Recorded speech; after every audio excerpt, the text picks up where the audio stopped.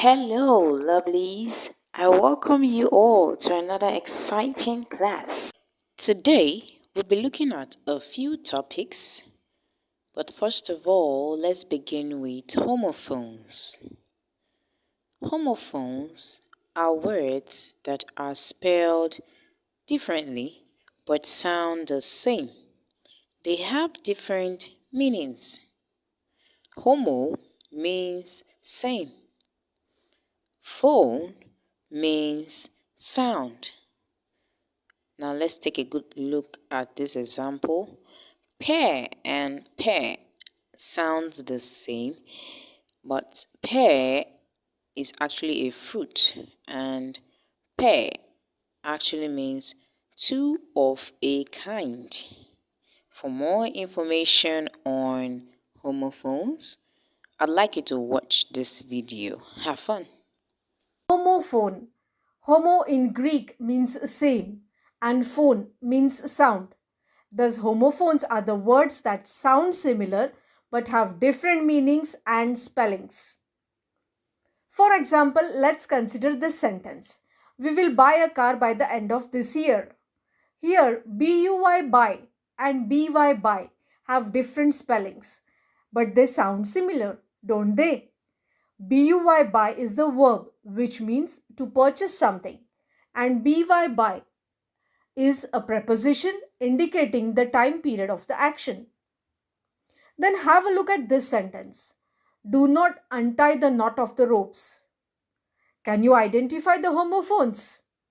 Right, not not and not not, because they sound the same but have different meanings and different spellings. Then there's another sentence. He ate 8 apples. These two are again homophones. These are some more examples of homophones. Welcome back. We move on to homographs. Homographs are words that are spelled the same but sound different. They have different meanings. Homo means same. Graph means spelling. For example, wind actually means to turn repeatedly, and wind is actually talking about the blowing air. Wind actually means the blowing air. So you can see that they both sound differently and they actually have different meanings. For more information on homographs, ensure you watch this video. Enjoy. Talk about homographs. As you know, homo means same and graph means to write or spell. Thus, homographs are the words which have same spellings but different sounds and different meanings.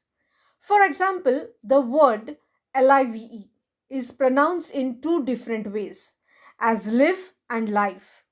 When we say I live in Mumbai and I like live plants, the meaning and pronunciation is different in both the cases as per the context. Here, live means to reside and life means an object having life. Such words having same spellings but different meanings and sounds are homographs. Let's take another example. The word BOW.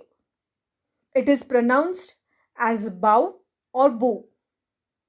Bow means bending the upper part of the body to pay respect. And bow is a weapon, bow and arrow. Bow also means a ribbon folded and knotted like this in a bow tie.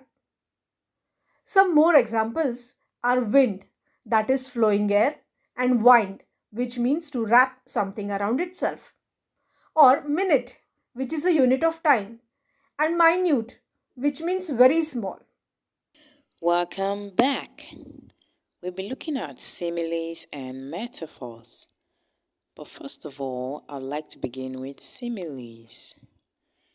A simile compares two things by using the words like or as.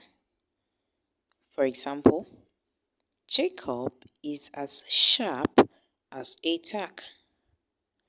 Jacob is being compared to a tack. Lastly, let's look at metaphors. A metaphor compares two unlike things that actually have something in common. For example, Trisha is a chicken when she sees a spider.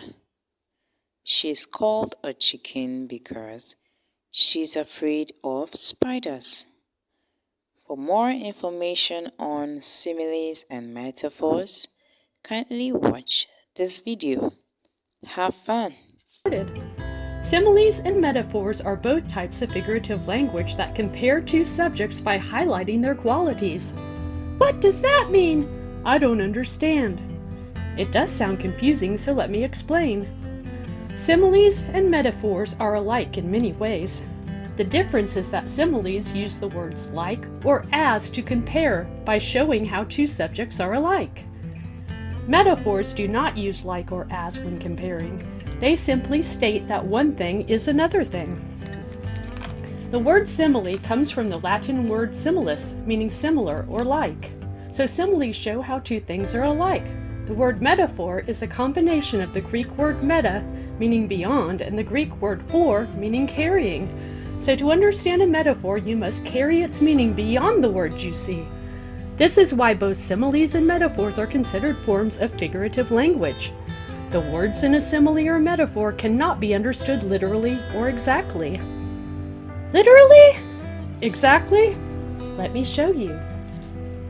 Here is an example of a simile. She was as angry as a rattlesnake ready to strike. The girl is being compared to a rattlesnake. The word as is the clue that lets the reader know this is a simile. The quality being compared is their anger. But since a girl is not exactly or literally a rattlesnake, the author is using figurative language to express the quality being shared, their anger. The girl was an angry rattlesnake ready to strike would be an example of a metaphor. Just as in a simile, the girl is being compared to a rattlesnake. The quality being compared, again, is anger. But since the words like or as are not used, and the author is saying one thing is or was another, the girl was an angry rattlesnake, we can clearly see that this is not a simile but a metaphor. So similes and metaphors are both examples of figurative language because the subjects or objects aren't literally the same, but their qualities are similar when you compare them. Yes, the girl showed anger and the snake showed anger, but a girl isn't really a snake, and a snake isn't really a human girl. We use similes and metaphors every day when we speak without even thinking about it. You are an angel. This muffin is as hard as a brick. Of course, the waitress isn't really an angel.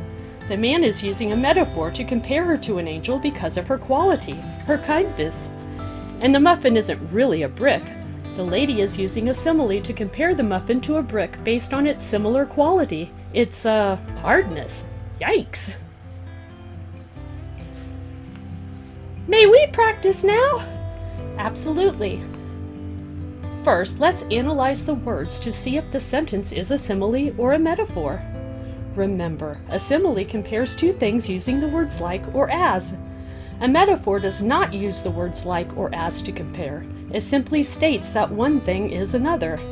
Then let's note the quality being compared. We want to understand how the two things being compared are similar. And finally, let's discuss why an author or speaker may choose to use the simile or metaphor. How does it improve or enhance the message being sent to the listener or reader? Here we go. His singing is music to her ears. First, we need to decide if this is a simile or a metaphor. Similes include the words like or as. Do you think this is a simile or a metaphor? Well, since the author doesn't use like or as, and says one thing is or was another thing, his singing is music, this sentence would be a metaphor. Next, we need to note the quality being compared. Which two subjects is the author comparing in this metaphor? Well, the author is comparing his singing to music. So both his singing and music have a melodic quality.